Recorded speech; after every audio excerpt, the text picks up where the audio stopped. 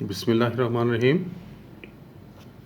Unit 8 mathematical induction and binomial theorem, इसमें हम exercise कर रहे थे 8.3।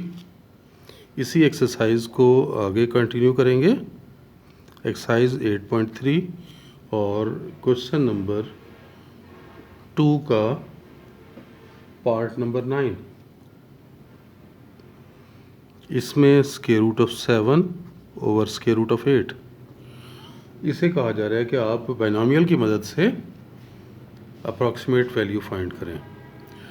देखें, इसको आप ऐसे लिख सकते हैं स्क्वायर रूट ऑफ 7/8, और इसको ऐसे भी लिखा जा सकता है 1 माइनस 1/8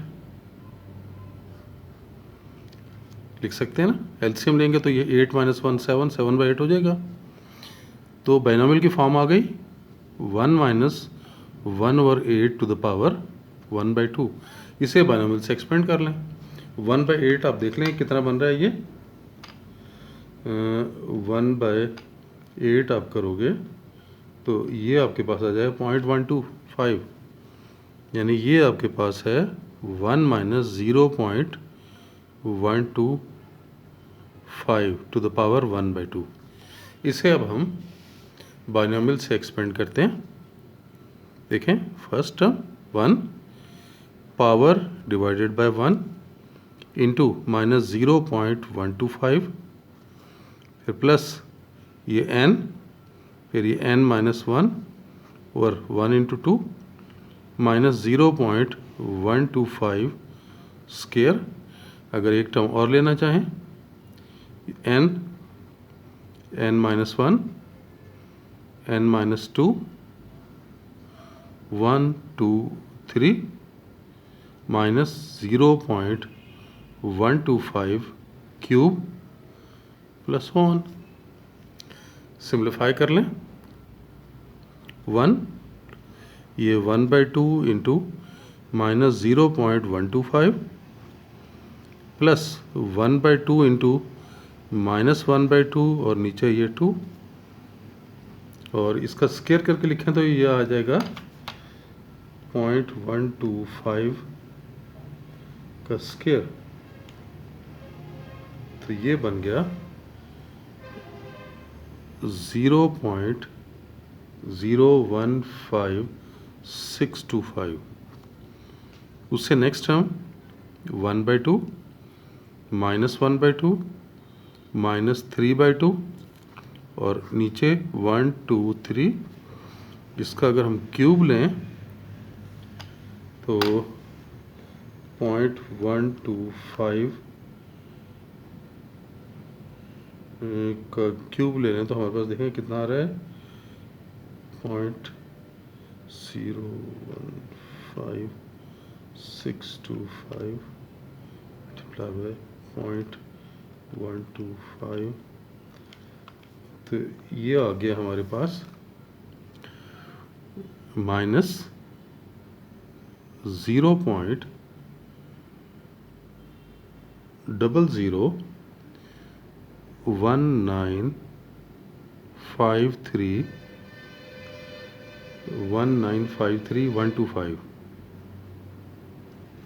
ये प्लस 1।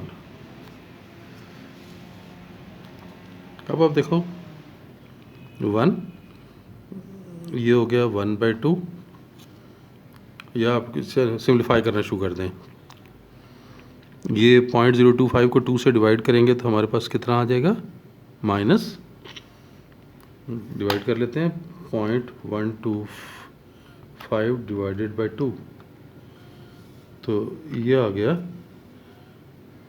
माइनस 0.0625। उसके बाद ये वाला माइनस यहाँ आ गया, और ये 2 2 4 4 2 8, 8 से डिवाइड करें इसको 0.015625 डिवाइड बाय 8। तो ये आपके पास बना 0.00 195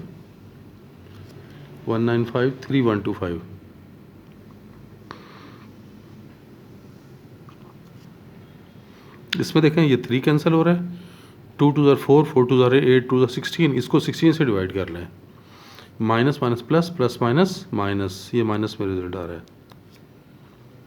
तो ये है 0.001953 डिवाइडेड बाय 16।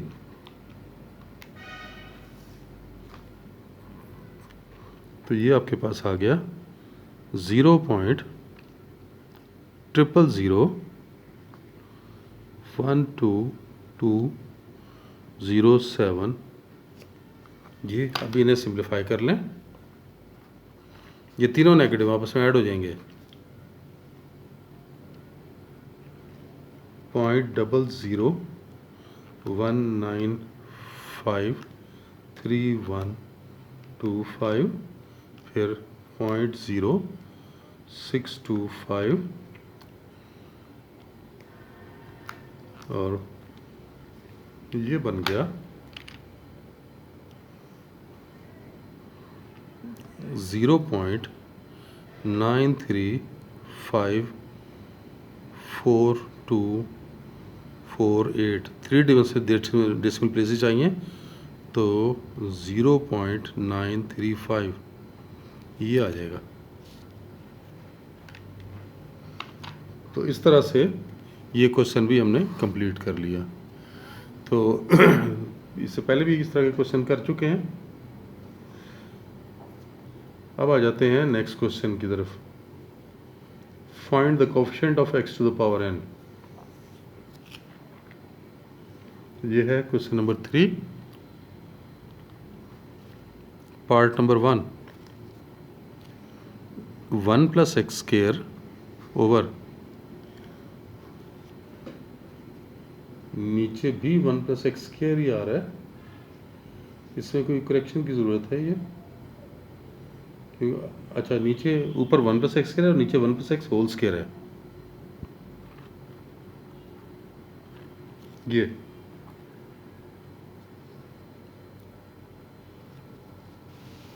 तो देखें क्वेश्चन क्या हमारा,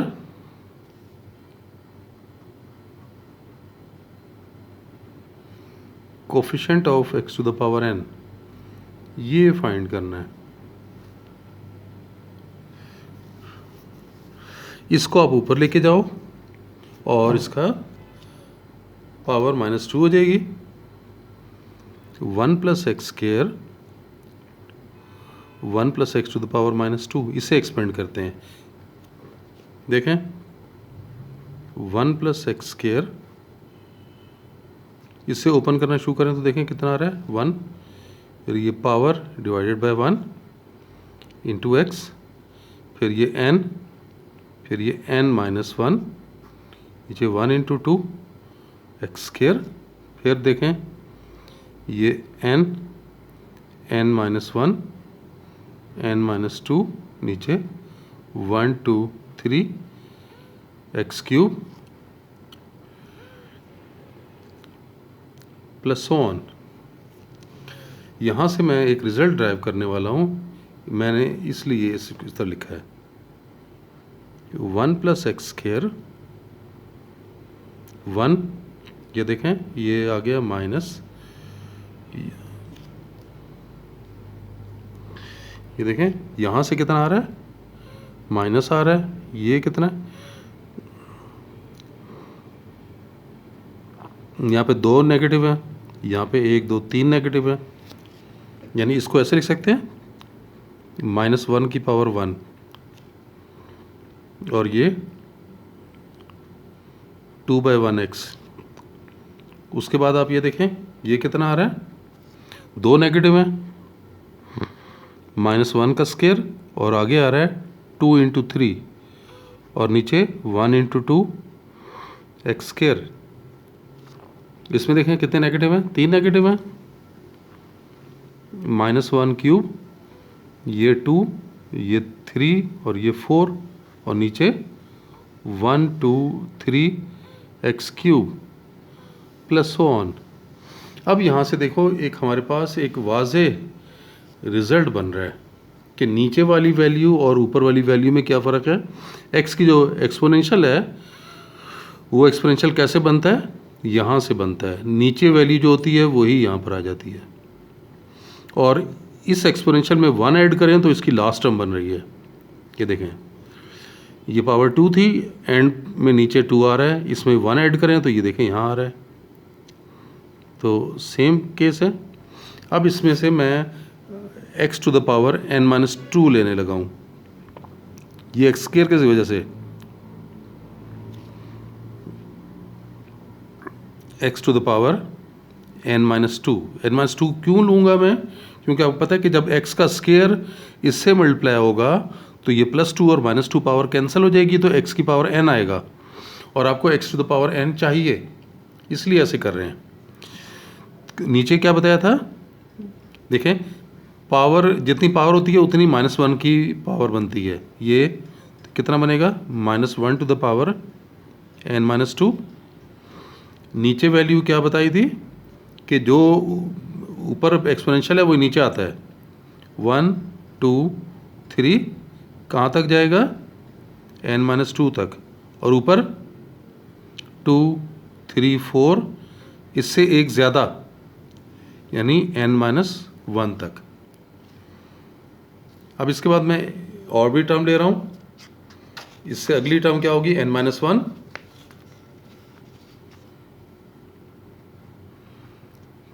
ये देखें मैं x to the power n-1 वाली टर्म ले रहा हूँ, -1 टू द पावर n-1, नीचे आएगा 1 2 3, n-1 है तो ये नीचे भी n-1, ऊपर एक ज़्यादा 2 3 4, इसकी एंड वैल्यू क्या आएगी, इससे एक ज़्यादा लेंगे तो ये n तक आ जाएगा, और एक वैल्यू और लूँगा n के लिए, x to the power n की, तो ये हो जाएगा -1 टू द पावर n, 2 3 4, वो इससे एक ज़्यादा तो ये n+1 हो गया, और नीचे यही वैल्यू आ जाती है 1 2 3, तो ये n हो जाएगा, एंड सो ऑन।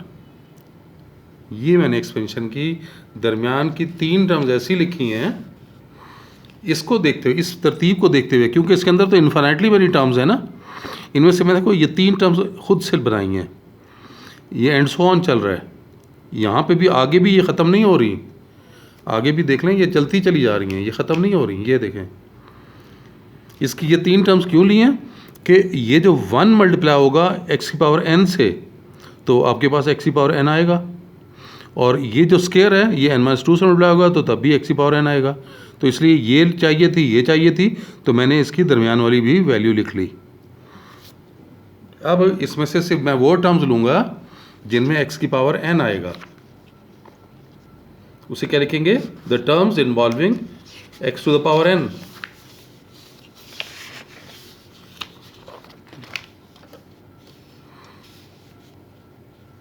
देखें ज़रा,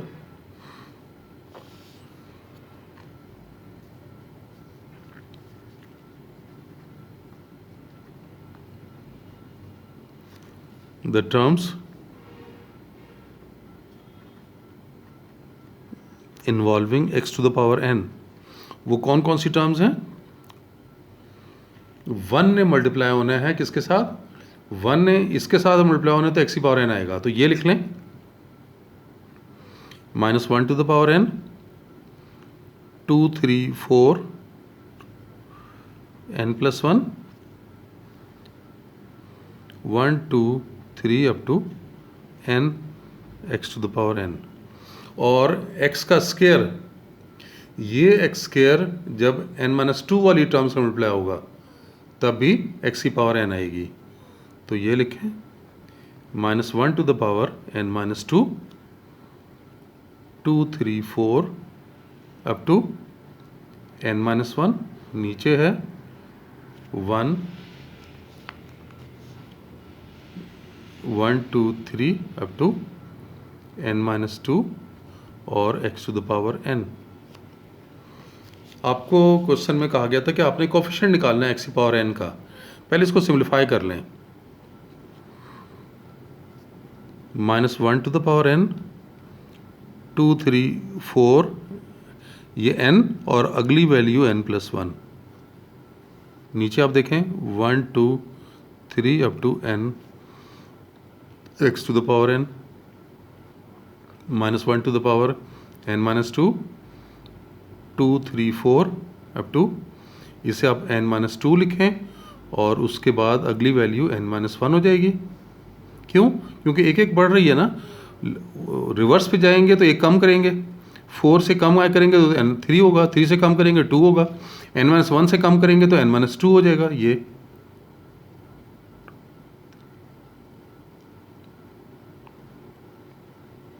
ये लिखा गया।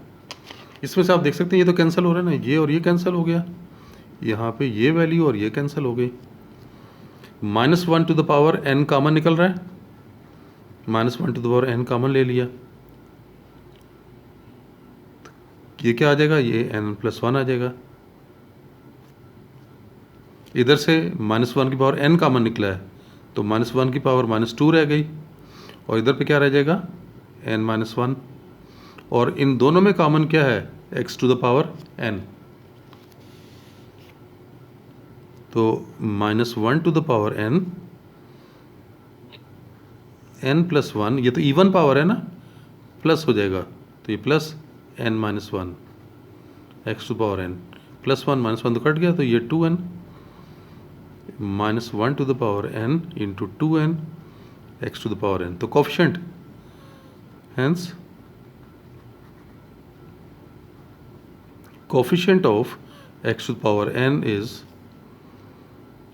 -1 to the power n into 2n। तो इस तरह से हमने ये कोफिशिएंट बता दिया कि ये इसका कोफिशिएंट बनेगा। चलें, बस आज के लिए इतना ही, नेक्स्ट लेक्चर में फिर मिलते हैं। अल्लाह हाफिज़।